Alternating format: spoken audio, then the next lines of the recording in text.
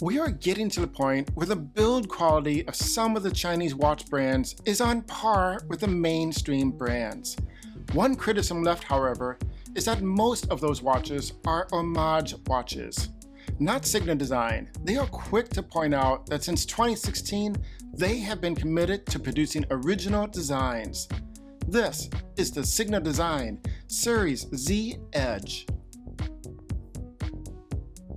The price of this watch is normally around $279 US for the stainless steel version or $400 for this titanium version. Now, if you happen to be watching this video before or during the Amazon Prime 2023 sale, Ciga Design did mention that this is going to be 30% off during that sale. I am not positive if that 30% is going to be for both the stainless steel and the titanium versions. We'll just have to wait and see on that one. Otherwise, you could pick up this watch at cignadesign.com. I will leave a link in the description below. It is an affiliate link, but if you choose to use it, it will not cost you any more money. I simply get a small percentage of the sale, which helps out with the channel. Now, full disclosure, Ciga Design did send me this watch to review, and I do not need to send it back when I'm done. That said, you of course are still going to get my full and honest review, just like you always do. Starting with my main concern when I first looked into this company, and that is whether or not they are actually too focused on the design and not enough on the watch itself. As I mentioned, they have won numerous design awards, and everything feels very designed. From the modern dancers on the website dressed all in black to this bookshelf style packaging. And absolutely nothing wrong with that. Kudos to them for getting all the recognition that they deserve. My main concern here is that as a designer myself, I know that sometimes designers can start designing for the sake of design, doing things simply because it looks cool and losing sight of the end product and the user. Now, is that the case here? Let's take a closer look and you can decide for yourself. Hey everyone, if you like these videos, please do me a favor and consider subscribing. It would really help out with the channel. Now let's get on with the review. The case construction here is titanium with a diameter coming in at 41 millimeters, not including the crown guards. If you include the crown guards, it is actually 42 millimeters. On the side, we have a lug-to-lug of 48 millimeters with an overall thickness of 12.3 millimeters. As you can see, I had no problem wearing this on my 7-inch wrist. For finishing, this watch is 95% a brushed finish. Titanium watches seem to have a more refined brushed finish to them, and this one is no exception. Even when you get up close, it appears very refined. The edges on the side of the case is the only area that has a high polished finish, and this is the smallest of slivers, being just that small beveled edge. It is a nice subtle touch which emphasizes the curved tonal shape of the case. Now, Ciga Design is not the first company that ever used a tonal shaped case, of course, but what I like here is the integration of these die cut areas on the side and the way that they not only mimic that curved edge of the case, but also work with the skeleton dial and the die cuts going on inside the case. As well as this indented area on top and bottom of the case. They could have made this just one flat area, but instead, this attention to detail gives the watch more of a unified feel to it. On one side of the case, we have the integrated crown guards, again following the shape of the case. Now, to me, these crown guards look a little too much like pushers. And this is not a chronograph. There is no need for pusher buttons here. These are simply a rigid part of the case. It may be the fact that it's backed by what appears to be a sandblasted finish, and that calls them out as a separate part of the case. That, plus the fact that there is this horizontally engraved line in the middle, it just gives me the feeling that these are buttons. Now, on the other side of the case, we see Ciga Design etched into the case, and this again has that bead blasted look behind it. Now, I knock Invicta a lot for putting their name on the side of the case, and fair is fair, I have to knock Ciga Design for doing the same thing. This etching on the side of the case keeps it from feeling smooth to the touch, and while it's not sharp, it is noticeable when I run my finger over it. The last thing I want to point out here is that there is a nice step down at the bottom of the case, which helps the watch to look visually thinner. You know, at 12.3 millimeters, it's not thick to begin with, but this does help it from visually looking bulky.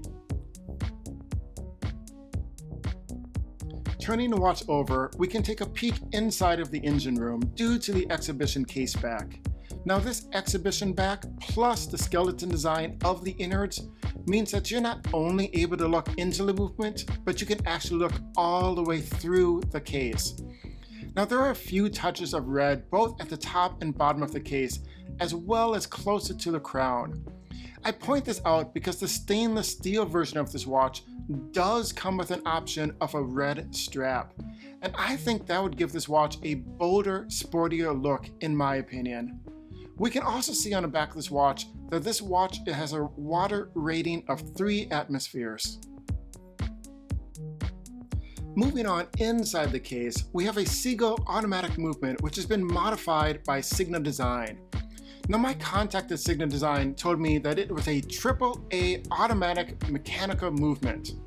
Yeah, I'm not sure what exactly that is, but I did try to find out more information about exactly which Ciga movement they are starting with and exactly what type of modifications they are being made.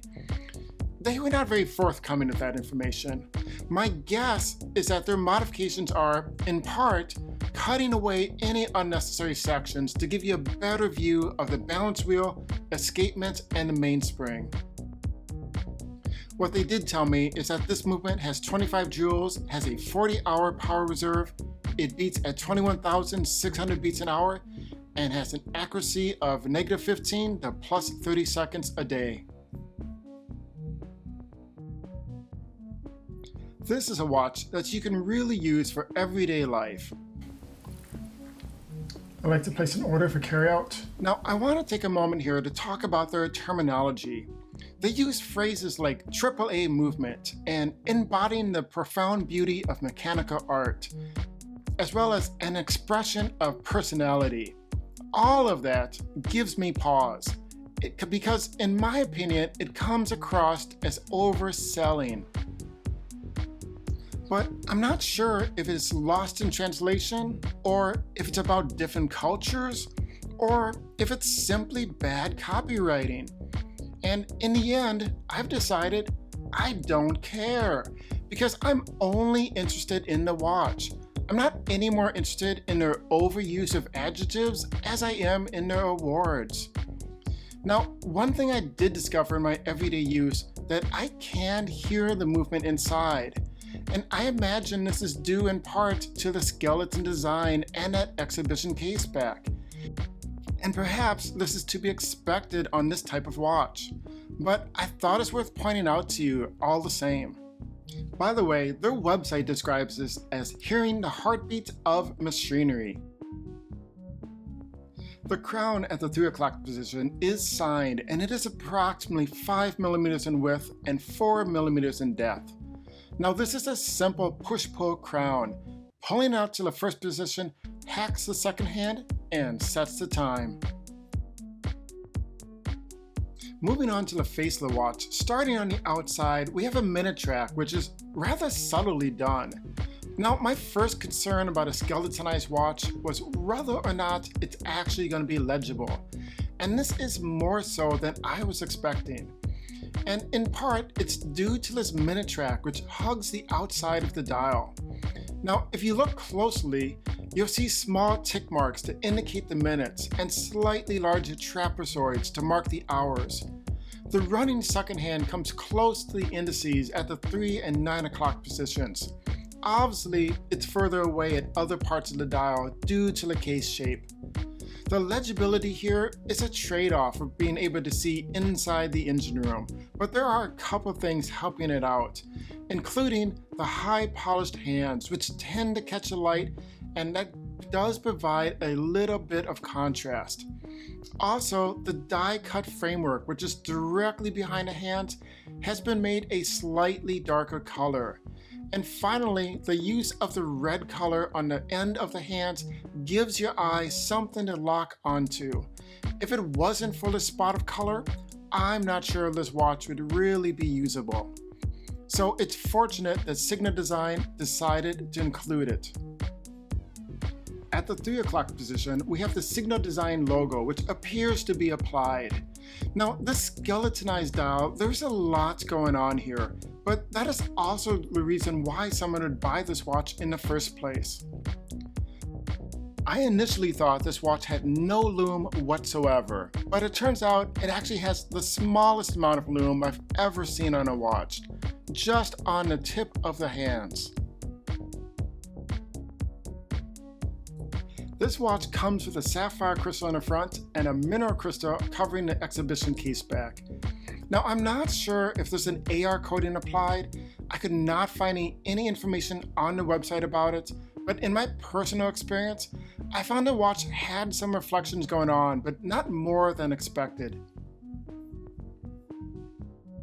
And that brings us to the silicone strap. It is 22 millimeters wide at the lugs and does not taper at all.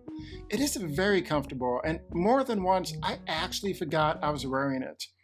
The top side of the strap has this 3D geometric pattern on it, which gives a nice tactile feel to it, and the bottom side has a different pattern, which is flat to the touch. One thing I'm not a fan of here is the fact that they incorporated the brand name onto the strap. Both of the keepers are movable and can be positioned anywhere on the strap. The sign buckle has a curve to it, and it feels like there was a nice attention to detail given to it. The strap also comes with quick release bars to easily change out the strap, and that's a good thing because this watch also comes with a black leather strap. And unlike the silicone strap, the leather strap does taper, going from 22 millimeters at the lugs to 20 millimeters at the buckle. The leather strap feels soft to the touch, but I ended up never using it. To me, the leather strap just feels too formal for this watch, in my opinion. Now, in the beginning of this video, I mentioned that there's a stainless steel version that has the option of a red silicone strap, and I think that is what this watch needs, because it is a bold design, and in my opinion, it needs a bold strap to go with it. Now, I don't have the Ciga Design red strap, but I did put it on a different strap that I happen to have just to show you. And I like this. I think the red strap goes with the hands, and this is how I intend to wear my watch. So let's go over the specs for this watch. We got a sapphire crystal, the Ciga automatic movement, a diameter of 41 millimeters, thickness of 12.3 millimeters, lug width of 22 millimeters, a lug-to-lug distance of 48 millimeters. It has 3 atmospheres of water resistance, and it is titanium. And finally, let's wrap up by going over the pros and cons. For pros, aesthetics. That skeleton design lets you peek inside the engine room without taking off the watch. It does have a sapphire crystal, a good fit and finish, an original design, and it is an automatic movement. For cons, it only has 3 atmospheres of water resistance. The legibility is what you would expect with a skeletonized dial and a minimal amount of lume. And the history, this company has only been around since 2016. There is no long-term experience with this company or specifically with this watch. So my final thoughts on this watch. Now, I never thought I'd own a skeletonized watch. I wasn't sure it actually appealed to me, but I do intend to wear this watch. And what I like about Ciga Design is that they are taking a left when every other Chinese watchmaker seems to be taking a right. They are focusing on making something original and not just another homage watch. I think that is the last hurdle for Chinese watches, and I'm excited to see a company dedicated to going down that path. Okay, my friends, that's it. Until the next time, remember, buy whatever it is that you love. This is your watch collection. I'll see you in the next video.